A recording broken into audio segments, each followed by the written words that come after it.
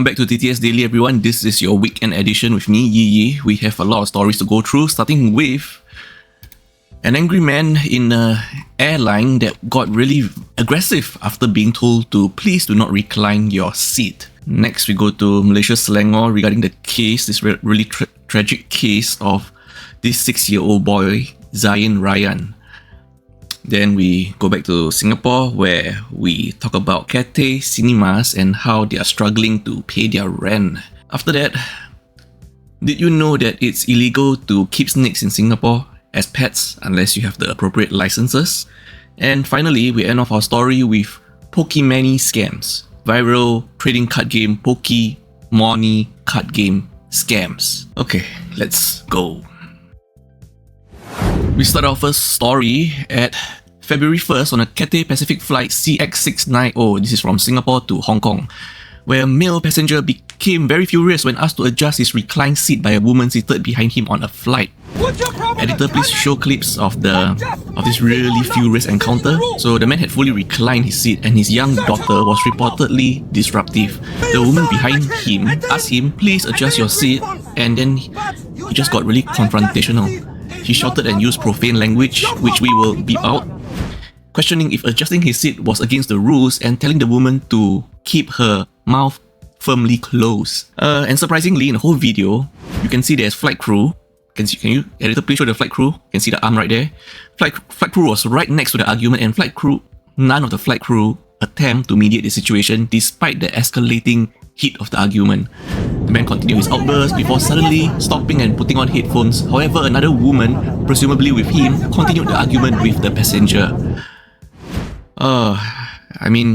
Number one, I would really love it if the flight crew would, point out whether the man had to keep his seat upright or he had the right to recline his seat, because we are not sure at which point of the flight this is at, So at least someone needs to, say yes, you may keep your seat reclined, or no, please keep your seat upright, or maybe would you like to consider for the passenger behind you, at least someone make a stand, so they both know where they stand, in the argument.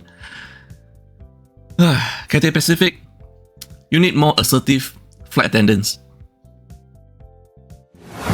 Okay, we are in Malaysia, Selangor right now. This is a trigger warning. This is a really tragic case. Okay, so on December 5th, 2023, a 6-year-old boy, Zayn Rayyan, was reported missing after playing near his home in Damansara Damai, Selangor. He was last seen at 6:36 p.m. The next day, December 6th, 2023, at 8 p.m, a search operation was initiated by the police and residents. Around 10 p.m, his body was found in a stream approximately 200 meters from his home. The next day, December 7, 2023, police classified Zayn Rayyan's death as murder after a post-mortem revealed injuries on his neck and body. December 13, 2023, a sock was discovered in a pool of water near the stream where Zayn Rayyan's body was found. December 14, 2023, the sock found in the stream was confirmed to not belong to Zayn Rayyan. December 23, 2023, police then sought Interpol's assistance for gathering evidence. Fast forward to February 6, 2024, a ringgit 20,000 reward was offered by the Malaysian Crime Prevention Foundation for information leading to the suspect's arrest. May 31st, 2024, Zayn Rayyan's parents were detained in the Puncak Alam to assist in the investigation.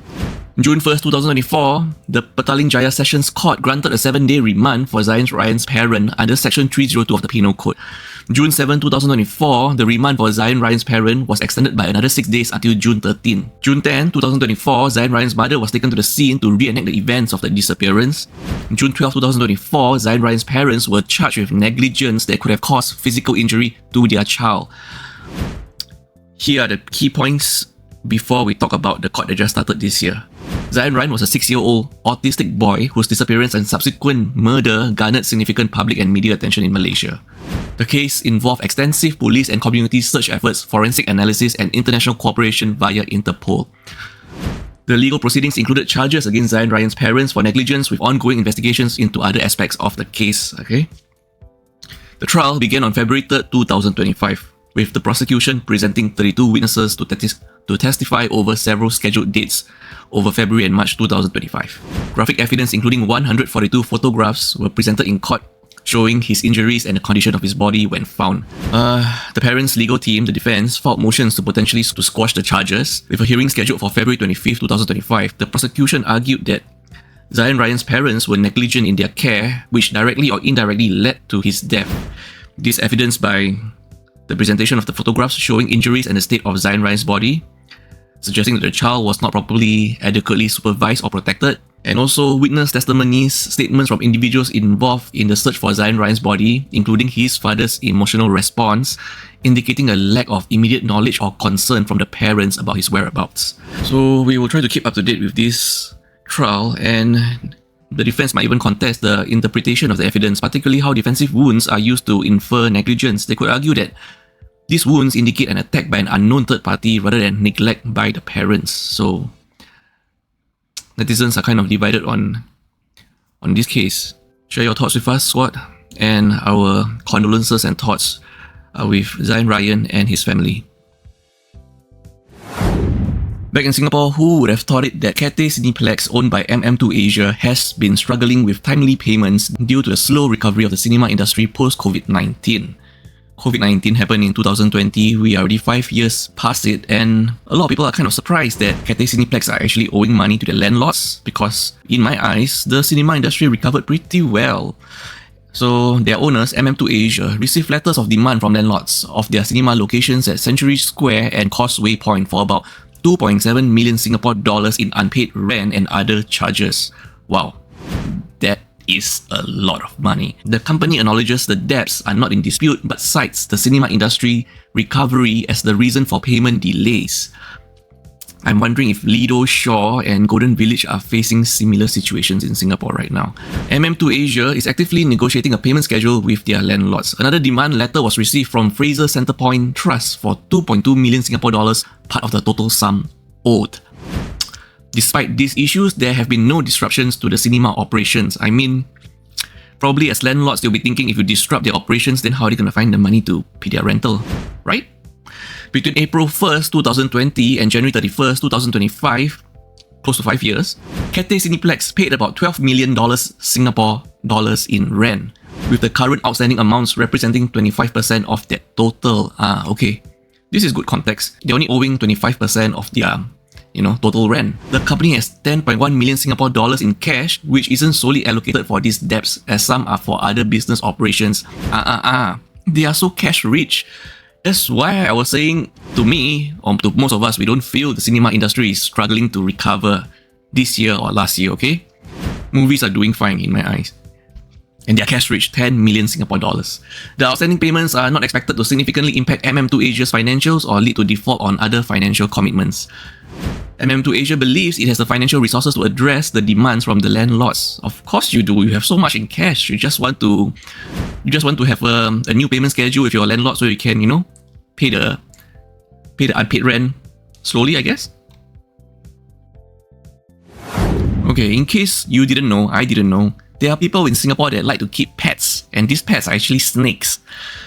Yeah, like, wow, it's a really exotic hobby, and they are super illegal unless you have certifications, I believe. Let's take a look at this case, okay? The Animal Concerns Research and Education Society, also known as ACRES, warns against impulsively acquiring exotic snakes, especially during the year of the snake in the Chinese zodiac. Maybe that's why there's an increase in demand. ACIU of ACRES received 15 tip-offs about snake ownership or sales in the last year, compared to only 4 in 2023. It looks like the year of the snake really plays a part, suggesting an increase in illegal snake possession. Yes, snakes do sound really dangerous. The trend of adopting pets based on the Chinese zodiac year often leads to increased pet abandonment when the novelty wears off or the year ends. Don't have to worry during the year of the dragon, at least. Owning snakes is illegal in Singapore, but cultural beliefs about snakes bringing luck might encourage illegal acquisition. Is there such cultural beliefs? What? In the last year of the snake in 2013, there was a spike in snake abandonments, with ACRES still caring for one such snake, Leva, a ball python. Wow, a whole cycle 12 years and Leva is still with ACRES. Okay. Buying and owning illegal wildlife causes harm to the animals, who often suffer from smuggling conditions, lack of proper care, and potentially harmful release into the wild. Escaped or abandoned snakes can also impact the local ecosystem if they establish breeding populations. Singapore has strict laws against wildlife trade, with national parks actively monitoring and enforcing these regulations through illegal trade, though illegal trade still occurs via platforms like Telegram. It's super illegal to own snakes as pets in Singapore, okay? The article didn't mention if there's any way to go for like official certifications to be a owner of a pet snake. I guess not. So maybe you just wanna adopt a hamster, a dog, a cat, something more domestic and common instead of snakes.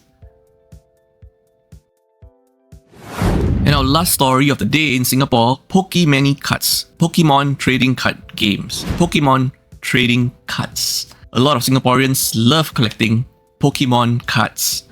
So much so that it leads to getting scammed because they are passionately chasing and collecting these Pokemon cards, either for collection purposes or even for, investing purposes, reselling purposes. About 50 people in Singapore have been scammed since January 2025. That's only a month. We're in February right now. And despite it only being a month, the total loss amounts to at least 163,000 Singapore dollars. Wow. Scammers use Carousel and Facebook to post fake listings for Pokemon trading cards. Scammers move discussions from these platforms to messaging apps like Telegram and WhatsApp.